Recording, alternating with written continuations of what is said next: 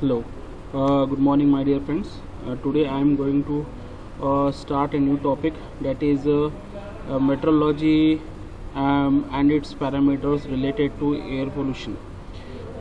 We all know that air pollutant discharged from various sources and concentrated in a particular area depends largely on the meteorological parameters, because when the meteorological parameters vary, their dispersion and their concentrations are also vary, and therefore their effect to the plant, to the human being, and to the material are also vary depending on the meteorological condition. Therefore, hence it is very responsibility of our engineering to study various meteorological parameters, to study the various air pollutants and its influence related to air pollutants. Okay, so here also we are going to see what are the various parameters related to it and why these are very important to it. Because the application of dispersion theory and a knowledge of local weather conditions are necessary to determine the required stack height for an emission and to evaluate the intensity of air pollution. Means, what is necessary means, because after study of the local parameters or local meteorological conditions, we can determine the required stack height, means the chimney height from any factory or from the local entrepreneurship for any emission, and to evaluate the intensity of air pollution. Okay. Now, even though the total discharge of contaminants from the atmosphere in a particular area remains constant from day to day, and the degree of air pollution may vary widely because of differences in meteorological conditions, because the meteorological conditions of the particular area remains almost same or related to same, but it's the behavior related to air pollutants may vary. And now, what are the various meteorological parameters which trigger or which influence the air pollutants or which influence the air pollution behavior? So these are the primary parameters, that is wind direction and its speed, temperature, atmospheric stability, and mixing height of pollutants.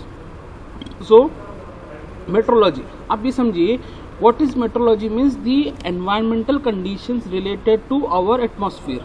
ठीक है, अब ये आप particular location के atmospheric conditions vary होगी, कहीं अगर wind directions का अलग होगा, वहाँ पे कहीं स्टेबल एटमॉस्फेयर है, कहीं अनस्टेबल एटमॉस्फेयर है, कहीं का टेम्परेचर ज़्यादा है, कहीं का टेम्परेचर कम है, कहीं का एटमॉस्फेरिक स्टेबिलिटी कम ज़्यादा होती रहती है, कहीं पे जो मिक्सिंग हाइट है, किसकी मिक्सिंग हाइट है of the pollutant into the atmosphere, वो भी आपकी कहीं ज़्यादा होगी, कहीं पे कम होगी. So these are the meteorological parameters for the same. So the degree of air pollution may vary widely because of differences in the meteorological condition in a specified place. The emission of pollutants may be the same. The emission of the pollutant may be the same, but it is a weather that can trigger, but it's a weather condition that can trigger an air pollution episode, उसके वजह से. But the weather condition के जो changes की वजह से और behaviour की वजह से एयर पोल्यूशन एपिसोड अकर कभी कभी हो जाता है. So what are the important meteorological parameters जो भी हमने दिखा. The important meteorological parameters can be classified into two parts, that is primary parameters and secondary parameters. So primary, this is the basic primary parameter, that is wind direction and speed. Second, temperature of the location. Third, atmospheric stability. Fourth, mixing height. So one by one we are going to see in detail what is wind direction and what is speed. So what are the secondary parameters? First, precipitation, that is the rainfall, sleet, snowfall, hailstorm, etc. Humidity. Third, solar radiation. Fourth, visibility. So these are the four secondary parameters. Now, the parameters vary widely as a function of latitude, season, and topography. Means depending upon the changes in the geographical conditions, changes in the season. Therefore, the parameters may function widely or varily depending upon these parameters. Just as weather affects the severity of air pollution may in turn, अगर जब ये parameters affect करते हैं air pollution को या air pollutant को, therefore the air pollutant in return, जो कि रिवर्स में affect the weather condition, and hence the air pollution may influence the weather in several ways. Now how what are the ways? Visibility may be reduce, fog frequency, duration may be increased, and incoming solar radiation may be decreased, particularly in the ultraviolet end of the spectrum. So these are the air pollution influence in the weather conditions in this fashion. So what are the disadvantages, or what are the various weather influence by the air pollution? First is visibility may be reduced. Second, fog frequently, बार बार फॉग आ जाएगा. Third, duration में भी increase, that is fog की जो frequency है और उसका ड्यूरेशन वो भी बढ़ जाएगा. इनकमिंग सोलर रेडिएशन में भी डिक्रीज, मतलब जो हमको बहुत जो इजीली जो सोलर रेडिएशन हमको मिलता है वो डिक्रीज हो जाएगी, and particularly in the ultraviolet end of the spectrum में. सो प्राइमरी पैरामीटर्स को हम लोग वन बाय वन देखते हैं. That is what is wind direction and its speed. So the wind direction and speed of surface winds govern the drift and diffusion of air pollutant discharge near the ground level. Means अगर आपकी wind direction की speed ज़्यादा रहेगी तो आपके air pollutant को जो wind carry करेगा वो भी स्पीडली करेगा. Therefore the higher the wind at or near the point of pollution, the more rapidly are the pollutants carried away from the source. Yes, जहाँ से अगर एमिट हो रहे हैं पोल्यूटेंट्स और उसके पास से अगर आपके विंड का स्पीड ज़्यादा है तो वो क्या करेगा, उस पोल्यूटेंट्स को कैरी करेगा बहुत स्पीडली और एक एंड से दूसरे एंड पे लेके जाएगा. So therefore in this speed the pollutants so disperse, उसके अंदर क्या होगा, डिस्पर्स हो जाएगा, मीन्स मिक्स हो जाएगा, will not exist at the same concentration. वो उतने कॉन्सेंट्रेशन पे एग्जिस्ट नहीं करेगा जो जितने कॉन्सेंट्रेशन में वो एमिट हुआ था, but will rapidly be diluted with greater and greater volumes of air. But वो क्या होगा, डाइल्यूट हो जाएगा किसमें, in the volumes of air. But on the other hand when the wind speeds are low, pollutant tend to be concentrated near the area of discharge, and the longer the period of such light winds, the greater will be the concentration of pollutant. But अगर wind speeds low होती है तो pollutant के जो concentration है वो जो जहाँ से emit हुआ है वो क्या होगा, उसके आसपास में ही higher concentration के साथ में rest हो जाएगा, क्योंकि उसको carry करने के लिए कोई भी medium या फिर कुछ भी चीज़ available नहीं है. Therefore, further gustiness, that is वहाँ पे क्या होगा, gustiness हो जाएगा. A very important characteristic of surface wind is directly proportional to its speeds and determines the extent of which pollutants are mixed and diluted to the surrounding of air. मतलब आपकी speed और उसकी wind की जो concentration है both are directly proportional. अगर speed ज़्यादा है तो आपका सराउंडिंग का जो मिक्सिंग जो है वो भी ज़्यादा होगा, और अगर स्पीड कम है तो आपकी सराउंडिंग की जो एयर है उसकी डाइल्यूशन भी कम होगी. Other things will be equal, the concentration downwind from the source will be inversely proportional to the wind. ठीक है, बट अब ये तो हमने नॉर्मल कंडीशंस पे हो गए जो हमारे एरियाज़ में रहते हैं कि अगर एक चिमनी से अगर हम एमिशन निकल रहा है तो वहाँ से डायरेक्टली आपके एरिया के आसपास में अगर उसको स्पीड नहीं मिलती तो वहाँ पे वो रेस्ट हो जाएगा.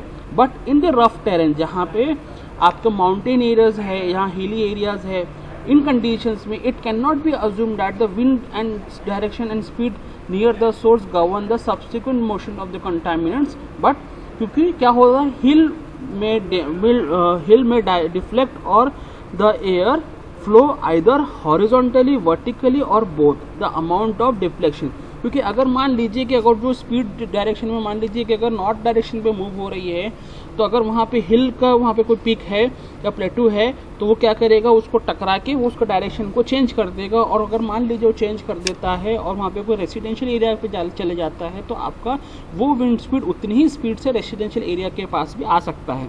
सो जो हमने ऊपर में जो पढ़े हैं वो यहाँ पे हिली एरियाज में या रफ टेरेन में वो एप्लीकेबल नहीं होता, बट उसको हम लोग लेकिन ये चाह सकते हैं कि हमारे एयर की जो विंड की जो डायरेक्शन है वो हम लोग को जो उसके हिसाब से ऐसा सेटल करे कि हमारे चिमनी का जो फ्लो है वो हिल को टकराते हुए ना जाए। The amount of deflection depending on the vertical stability of the atmosphere, but हम लोग क्या करेंगे, हॉरिजॉन्टल डिफ्लेक्शन पे नहीं रखेंगे, हम लोगों को क्या होना चाहिए, वर्टिकल स्टेबिलिटी पे हमारा एटमॉस्फेयर पे रहना चाहिए, ताकि अगर चिमनी से अगर मान लीजिए कि कोई भी एमिशन होता भी है तो वो क्या हो, डायरेक्टली वर्टिकली ही वो स्टैक से चिमनी से एमिशन फ्लो हो और वो डायरेक्टली एटमॉस्फेयर के अंदर में मिक्स हो जाना चाहिए। In valleys the winds carrying a pollutant tend to flow either upward or downward the valley following its meanderings, मतलब वो उसको मिक्स होने के लिए the deeper the valley the more pronounced in its channeling the effect. So this is all about the wind direction and its speed. So हमारी findings क्या है कि अगर विंड डायरेक्शन की स्पीड ज़्यादा रहेगी तो आपके एमिशन जो एक पर्टिकुलर स्टैक से निकल रहा है तो वो क्या करेगा, उस कॉन्सेंट्रेशन को विंड अपने साथ कैरी करके लेके जाएगा और बाहर बहुत दूर जाके उसको एक लार्ज वॉल्यूम ऑफ एयर के अंदर में उसको डिस्पर्स कर देगा, मिक्स कर देगा। But on the other and अगर आपके विंड की स्पीड बहुत कम है तो वो डिस्पर्जन करने के लिए उसके पास ज़्यादा एयर की वॉल्यूम नहीं है, जिसकी वजह से आपके लोकल एरिया में ही वो कॉन्सेंट्रेशन नीचे जाके सेट हो जाएगा, जिसकी वजह से वो हमारे लिए एक अच्छा सूटेबल कंडीशन नहीं है। तो हमेशा हमें क्या चाहिए कि wind direction away from the residential होना चाहिए और उसमें स्पीड ज़्यादा चाहिए, नंबर 1। नंबर 2, लेकिन ये कंसेप्ट हमारे हिली एरियाज़ में नहीं होता है। हिली एरियाज़ में हमको क्या चाहिए कि जो विंड डायरेक्शन है वो वर्टिकल चाहिए, हॉरिजॉन्टल नहीं चाहिए। अगर हॉरिजॉन्टल चाहिए अगर रहता है तो आपके हिली एरियाज़ में हिल के पीक पॉइंट पे या फिर प्लेटू पॉइंट पे टच होके वो वापस आपके टकरा के फिर से आपके रेसिडेंशियल एरिया में जा सकता है। इसलिए इन वैली एरियाज़ में आपका पोल्यूटेंट जो डिस्पर्स होगा वो होना चाहिए कि वो डायरेक्टली वर्टिकली ही अपवर्ड लिफ्ट होना चाहिए। ठीक है, so this is about the dispersion of pollutant with the help of wind and its direction. Now second इसमें आते हैं, हमारा जो सेकेंड पॉइंट था पैरामीटर वो था टेम्परेचर और थर्ड पॉइंट था आपका स्टेबिलिटी, एटमॉस्फेरिक स्टेबिलिटी। तो दोनों को यहाँ पे हम लोगों ने मर्ज किया है, atmospheric stability and temperature inversion. अब यहाँ पे इन्वर्जन क्या चीज़ है मैं थोड़ी देर में बताता हूँ। In a well mixed dry air, जो कि एक नॉर्मल कंडीशन में बोला गया है, for 1000 feet that is about 300 metre increase in altitude, अगर हम 300 मीटर के इंक्रीज इन एल्टीट्यूड पे जाते हैं, मतलब हाइट पे जाते हैं, the temperature decreases by about 3.3 degree Fahrenheit, जो कि अबाउट 1.8 डिग्री सेल्सियस के आसपास होता है। मतलब अगर हम हर 1000 फीट के अबव हाइट पे जाते हैं दैट इज़ इन एल्टीट्यूड, तो हमारा temperature 3.3 degree Fahrenheit that is 1.8 degree Celsius से आपका टेम्परेचर कम होता है। This vertical temperature gradient is also known as lapse rate. This normal rate को जो हम लोग बोलते हैं या फिर जो टेम्परेचर जो लूज होता है या कम होता है उसको बोलते हैं लैप्स रेट। ये बहुत इंपॉर्टेंट टर्म है। And the value given in the above terminology that is her 1000 feet पे आपका 3.3 फीट फ़ारेनहाइट जो लूज हो रहा है उसको बोला जाता है that is normal lapse rate. ठीक है, बट व्हेन द रिवर्स और negative lapse rate occurs, that is ये जो प्रोसेस रिवर्स हो गई, मतलब हमारा टेम्परेचर ऊपर जाने के टाइम पे कम ना होते हुए अगर बढ़ने लग गया तो हम यही प्रोसेस को रिवर्स या फिर नेगेटिव लैप्स रेट बोलेंगे। That is when the reverse और negative lapse rate occur. A dense cold stratum, मतलब ए डेंस कोल्ड एयर का एक packet of air at ground level gets covered by lighter warm air at higher stratum at higher level पे occur हो जाएगा। मतलब हम लोग अगर बोलते हैं कि हम जैसे जैसे ऊपर जाते जाएंगे हमको वहाँ पे वार्मर एयर से कोल्डर एयर मिलती जाएगी, लेकिन वार्मर एयर क्या होगा, जो आपकी वार्म एयर जो है वो ही लिफ्ट ऊपर होगी और बाद में एक पर्टिकुलर पॉइंट पे जाके कोल्डर एयर बन जाएगी। लेकिन यहाँ पे कंडीशन दूसरी हो रही है। यहाँ पे क्या हो रहा है कि वार्म एयर को जाने के लिए रास्ता ही नहीं है, उसको ऊपर में किसी ने कैप्चर कर लिया है। तो कैप्चर कैसे कर लिया है वो उसको मैं बताता हूँ आपको। उसको एक फिनोमिना है, ये देखिए, just look at this figure. This is the normal condition when warm air tends to lift in the atmosphere, क्योंकि वार्म एयर होती है तो वो लिफ्ट होती है एटमॉस्फेयर में, और वो जैसे जैसे वार्म होती ऊपर जाती जाती है वो पहले ठंडी होगी और ठंडी होती जाती, जैसे जैसे ऊपर कंडीशन जाती जाएगी वो और ठंडी होती जाएगी। ठीक है, ये होती है नॉर्मल कंडीशन। बट यहाँ पे क्या बोला गया है कि जैसे आप आपकी वार्म एयर जाती जाएगी तो वार्म एयर ऊपर एटमॉस्फेयर में पहुँच जाएगी, तो उसके ऊपर में अगर एक कोल्ड एयर ने अपना एक ऑलरेडी एक पैकेट बना दिया है ऊपर में, that is cold stratum of air, और ऊपर में वार्म एयर फंस गई है और नीचे फिर से कोल्ड एयर है, तो दिस कंडीशन को बोला गया है, जो कि हम नेगेटिव लैप्स रेट की कंडीशन में बात गए। मतलब ऊपर अगर आप जाते जाएंगे तो आपको टेम्परेचर जो हमको कम होना चाहिए था वो यहाँ पे बढ़ने लगता है, तो इन कंडीशन को बोला जाता है इन्वर्जन, मतलब इन्वर्ट हो गया है। तो this process is known as inversion condition. ठीक है, तो वही चीज़ हम यहाँ पे आपको पढ़ रहे थे, that is when the reverse or negative lapse rate occur, a dense cold stratum of air at ground level gets covered हो जाता है by lighter or warmer air at higher level. This phenomena is known as inversion. अब inversion अगर condition आ गई है तो उसमें क्या होगा, during inversion vertical air movement is stopped, जिसमें से एयर मूवमेंट स्टॉप हो गई। क्यों स्टॉप हो गई है, क्योंकि कोल्डर एयर क्या करता है कि एयर को मूवमेंट नहीं होने देता, and pollution will be concentrated beneath the inversion layer, that is in the denser air at the ground level. अब बोलेंगे sir how is it possible, तो यहाँ पे ये देखिए कि जो कोल्डर एयर जो नीचे में है यहीं पे जो पोल्यूशन होगा वो यहीं पे एयर का मूवमेंट होते रहेगा, और जो पोल्यूशन जो यहाँ से रिलीज होगा वो ऊपर बाहर रिलीज ही नहीं हो पाएगा, वो अंदर के अंदर घूमते रहेगा, जिसकी वजह से क्या होगा कि जो यहाँ के नियर बाय रेसिडेंट्स हैं उनको एयर के कांटेक्ट में आएंगे और एयर की जो पोल्यूटेंट के कांटेक्ट में आएंगे और पोल्यूटेड एयर के कांटेक्ट में आएंगे, तो जिसकी वजह से वो पोल्यूशन उनको हार्मफुल करेगा। तो ये कौन सी कंडीशन हो रही है, ये टेम्परेचर की इनस्टेबिलिटी की वजह से हो रही है। हाँ, तो ये कंडीशंस बोला गया है, therefore it is one of the parameter which affect the condition. तो ये during the inversion condition vertical air movement is stop and the pollution will be concentrated beneath the inversion layer, that is in the denser air at ground level. As a result, during the temperature inversion the atmosphere is stable. atmosphere क्या होगा, stable, उसके अंदर कोई भी movement नहीं होगी, and very little turbulence, मतलब little movement और turbulence होगा और mixing takes place होगा। Under such conditions pollutants in the air do not disperse. ठीक है, मतलब इस कंडीशन में आपका पोल्यूटेंट डिस्पर्स होना बंद हो जाएंगे और डायरेक्टली वो पोल्यूटेंट्स आपके ह्यूमन बीइंग के और मटेरियल्स के और प्लांट्स के कांटेक्ट में आएंगे। Inversion is a frequent occurrence in the autumn and winter months.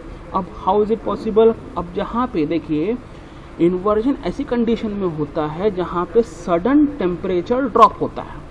अब सडन टेम्परेचर कैसे ड्रॉप होता है, इन दी ऑटम, मतलब इन द स्प्रिंग सीजन। अब ऑटम सीजन कब होता है, in the season of spring and between this season of December, मतलब जो सितंबर से जो आपका दिसंबर का जो पोर्शन होता है वो आपका ऑटम होता है, और आपका विंटर जो होता है, जो आपका पीक विंटर वो आपका होता है नवंबर से लेके आपका फरवरी तक के। मतलब ये आपके जो 6 to 8 मंथ्स होते हैं, यहाँ पे जो कोल्डर रीजन्स रहते हैं वहाँ पे आपका क्या होगा कि सडन टेम्परेचर ड्रॉप होता है आफ्टर सनसेट। तो जिसकी वजह से अब बोलेंगे sir how the inversion conditions occur, कि जो ये फिनोमिना होते रहता है, जब वार्मर एयर ऊपर जाती रहती है तो अचानक आपका जब टेम्परेचर ड्रॉप होता है तो ऊपर में एक कोल्ड एयर आ जाती है, और जब कोल्ड एयर आ जाती है तो नीचे भी टेम्परेचर कोल्ड हो जाता है, तो बीच में आपकी वार्म एयर फिक्स हो जाती है।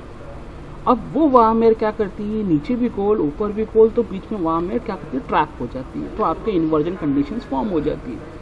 अब वो इन्वर्जन कंडीशंस क्या करती है, ना ही ये इधर से कोई किसी को ऊपर जाने देती है और ऊपर की एयर को नीचे नहीं जाने। तो ये कब तक होता है, जब तक दूसरे दिन सनलाइट नहीं आता और सनलाइट में आपके ऊपर की एयर को वार्म नहीं करता, वार्म करने के बाद इसका टेम्परेचर राइज नहीं करता, राइज करेंगे तो तब जाके दोनों लेयर एक बनेगी। जैसी वो लेयर एक बनेगी तो यहाँ पे क्या होगा कि वार्मर एयर दोनों क्रिएट होगी और ये क्या होगा, लिफ्ट होना स्टार्ट होगा। जैसे ही वो इन्वर्जन लेयर लिफ्ट होना स्टार्ट होगा तो नीचे की जो डिस्पर्जन एयर है तो वो बाहर होना स्टार्ट हो जाएगी। बट लेकिन ये करने के लिए भी आपको पूरा हाफ डे लग जाता है, और फिर जैसे ही आप इवनिंग टाइम पे आते हैं तो फिर से आपके जो वार्म एयर यहाँ से जब रिलीज होते रहती है, अगेन उसमें कोल्डर स्ट्रेटम ऊपर आ जाता है। देयरफॉर उसमें फिर से क्या हो जाता है, इवनिंग टाइम में आपका इन्वर्जन कंडीशन आती है। अगेन एक ड्रॉबैक ये है कि इवनिंग जो विंटर नाइट्स होती है वो लॉन्गर ड्यूरेशन के लिए रहती है, और लॉन्गर ड्यूरेशन के लिए रहती है तो आपको लॉन्गर ड्यूरेशन में आपका जो इन्वर्जन कंडीशंस एग्जिस्ट होती है।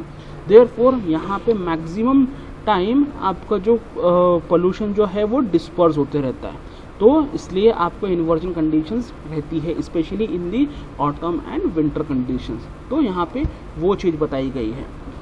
तो therefore inversion is a frequent occurrence in the autumn and winter months, and the accumulation of smoke and other contaminants further aggravates, उसको further aggravate करते हैं, जो कि उसको आगे बढ़ाते हैं, aggravates pollution by preventing the sun rays from warming the ground and adjacent air. Fog is commonly associated with inversion because the temperature of the air at ground level falls below the dew point, and the water vapor in the air and narrow valleys are favorable to the inversion since horizontal air movement is restricted, and at the time of inversion visibility is greatly reduced and the contaminants are at the maximum.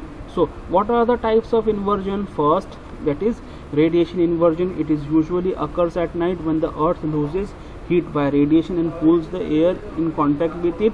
If the air is moist and temperature is and its temperature is below the dew point, fog will form, and the cool air stratum is covered by warm air and the vertical air movement is stopped until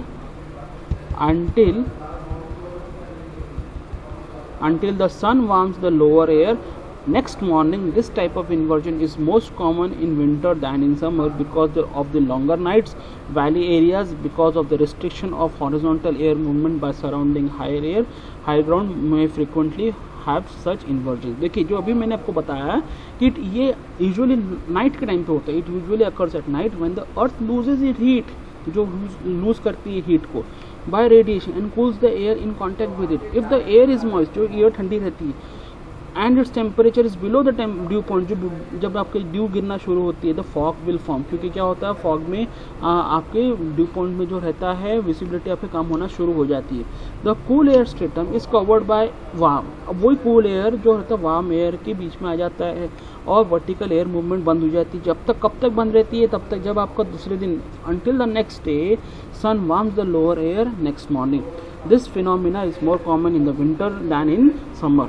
Now in India, because of intense solar heating of the ground, inversions are broken within hours after the sunrise. But हमारे वहाँ पे क्या होता है कि हमारे जो temperature जो होता है, जो सोलर हीटिंग जो हम नेक्स्ट डे जब सनराइज होता है, तो बिकॉज ऑफ इंटेंस हमको सनराइज की जो लाइट मिलती है वो काफ़ी इंटेंसिव रहती है.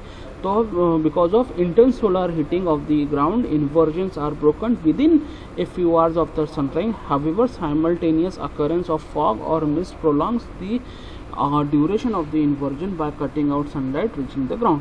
बट लेकिन फिर भी हमारे पास बार बार हमारा क्या होता है, फॉग फॉर्म होता है और उसके मिस्ट प्रोलॉन्ग्स होता है. मिस्ट मतलब जो फॉग या फिर मिस्ट जो ठंडी जो लेयर फॉर्म हो जाती है बीच के बीच में, स्पेशली इन दिल्ली वगैरह में जो कूलर एरियाज़ में, duration the inversion by cutting out the sunlight and reaching the ground.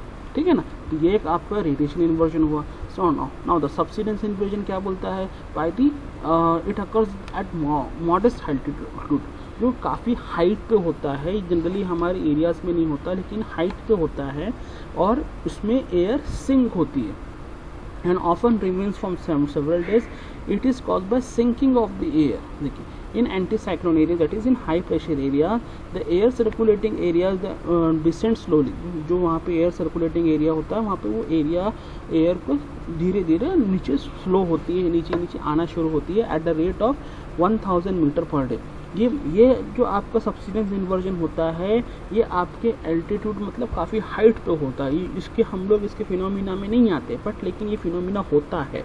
लेकिन होता है तो क्या होता है कि जब आपकी हाइट पे जब स्टैक्स और जब चिमनीज आपके एमिशन जब रिलीज़ करते हैं, तो वो एमिशन आपके वो उसको पियर्स नहीं कर पाते, मतलब तोड़ नहीं पाते हैं, और वो आपका 30 मीटर या 50 मीटर के अबव के ऊपर क्रॉस नहीं कर पाते, क्योंकि आपके ऊपर में काफ़ी हाइट पे सबसिडेंस इन्वर्जन फॉर्म होता है। तो इसलिए आपका वहाँ पे जब यही फिनोमिना सबसिडेंस इन्वर्जन में क्या होता है कि यही जो फिनोमिना हम लोग कहे कि दो लेयर को, दो वार्मर एयर दो कोल्डर एयर के बीच में आके फिक्स हो जाता है, और this will act as a lid, एक लीड है, ढक्कन जैसे फिक्स हो जाती है हमारे एटमॉस्फेयर के ऊपर में, ताकि यहाँ से नीचे का एटमॉस्फेयर से कोई भी चीज़ ऊपर नहीं जाएगी और ऊपर से एटमॉस्फेयर से कोई भी चीज़ नीचे नहीं आएगी।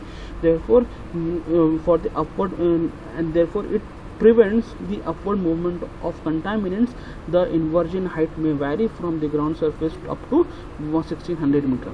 When it drops to less than 200 meter, extreme pollution occurs. जब ये इसका जब सिंकिंग एयर जब आपका 100 से 200 मीटर पे जब आ जाती है, और उसका जब इन्वर्जन लेयर की जब थिकनेस बढ़ते इतने नीचे तक आ जाती है, तो जब आपका एक्सट्रीम पोल्यूशन अकर्स होना स्टार्ट होता है। Sometime both radiation and subsidence occur inversion may also occur simultaneously, and such phenomena is also called as double inversion। ठीक है ना। तो ये आपका inversions हो गया। अब इसमें एक जो फोर्थ पॉइंट था, जो हम लोगों ने प्राइमरी पैरामीटर्स जो पढ़े थे, उसमें आपके स्टेबिलिटी पढ़ लिए, और स्टेबिलिटी के बाद विंड डायरेक्शन स्पीड पढ़ लिए, और टेम्परेचर पढ़ लिए, और लास्ट पॉइंट आता है डेट इज़ मिक्सिंग हाइट, मतलब ऐसी हाइट जहाँ पे आपका पोल्यूटेंट्स एयर के साथ में मिक्स होता है, तो वो हाइट को क्या बोलते हैं, और वो उसको कैसे हम लोग डिटरमाइन करेंगे या जज करेंगे उसको। This the fourth and primary meteorological parameter is the mixing height. It can be determined और it can be defined as the height above the earth surface to which related pollutants will extend primarily through the action of atmospheric turbulence। मतलब it is the fourth parameter number one। Mixing height क्या है, ये determine करता है कि आपका pollutant आपके air के कितनी हाइट में मिक्स होगा। नंबर टू, ठीक है ना, as the height above the earth surface, मतलब अर्थ के सरफेस की कितने ऊपर, to which related pollutants will extend, मतलब कितने ऊपर तक के वो मूव करेंगे, प्राइमरीली मतलब primarily basically through the action of atmospheric turbulence, मतलब एटमॉस्फेरिक के एक्शन के बेसिस पे। It is usually related to one और मोर 3 फैक्टर्स, दैट इज़ किसके फैक्टर्स पे रिलेट करता है mixing height. Number 1 wind direction, wind speed and wind turbulence. Under certain circumstances it may related to all 3। ठीक है, अगर ये तीनों चीज़ें बराबर प्रॉपरली नहीं रहेगी तो आपका मिक्सिंग हाइट प्रॉपरली वर्क नहीं करता है। तो आपका मिक्सिंग हाइट क्या चीज़ है वो बताता हूँ। So this is mixing height. The mixing height is the height of vertical mixing of air and the suspended particles about the ground. The height is determined by the observation of the atmospheric profile. So this is the profile which is generally we used to maintain for the mixing of pollutant with the atmosphere. So you can see here 3 terms are here, that is unstable, stable and this is neutral. We generally want to mix the atmosphere, mix the pollutants in the unstable condition, because unstable means the atmosphere, when in unstable there will be more turbulence in the atmosphere, बहुत ज़्यादा movement होगी air की जब unstable होगा। Similarly जब stable होगा मतलब इसमें एयर के अंदर कोई मूवमेंट नहीं होगी, तो देयरफॉर आपके इसमें पोल्यूटेंट मिक्स नहीं हो सकता है। और वो एकदम ऊपर जब आपकी लास्ट स्टेज पे आते हैं न्यूट्रल, मतलब यहाँ पे आपको पोल्यूटेंट जब नॉर्मली मिक्स होना स्टार्ट होता है, ठीक है। सो आपके मैक्सिमम मिक्सिंग डेप्थ कब बोला जाता है, this is the actual maximum mixing depth के प्रोफाइल में आपको बोला गया कि इतने अंदर में आपका मिक्स हो जाना चाहिए, मतलब up to the half of the stable condition, मतलब मैक्सिमम फुल आपके अनस्टेबल कंडीशंस में आना चाहिए। So what is mean by atmospheric turbulence, जो आपको टर्बुलेंस होना चाहिए, that is atmospheric turbulence mean the small scale irregular air motions characterized by winds that vary in speed and direction. मतलब जब तक आपका एटमॉस्फेरिक टर्बुलेंस नहीं रहेगा तब तक आपका कैरेक्टराइजेशन नहीं विंड्स के अंदर में नहीं हो पाएगा और उसमें अंदर एटमॉस्फेरिक पोल्यूटेंट्स थॉरोली मिक्स नहीं हो सकते। Turbulence is important because it mixes and churns the atmosphere and causes water vapor, smoke and other substances as well as energy to become distributed both horizontally and vertically. आपको कोई भी चीज़ अगर mix करना रहता है तो आपको उसको शेक करना पड़ता है या फिर टर्बुलेंट क्रिएट करना पड़ता है। तो सिमिलरली आपको यहाँ पे भी एटमॉस्फेरिक टर्बुलेंस का हेल्प लेना पड़ेगा, जिसकी वजह से जब आपका एयर पोल्यूटेंट्स के साथ में जब टर्बुलेंस क्रिएट करता है तभी जाके वो मिक्स होता है। So this is about the height of the mixing height of the atmosphere. So these are all the 4 parameters which primary parameters which is involved in the meteorological parameters influencing the air pollution. Hope you have understood the session, and if you have any doubt related to this you may point it out in the comment section. I am signing off for today. Thank you very much.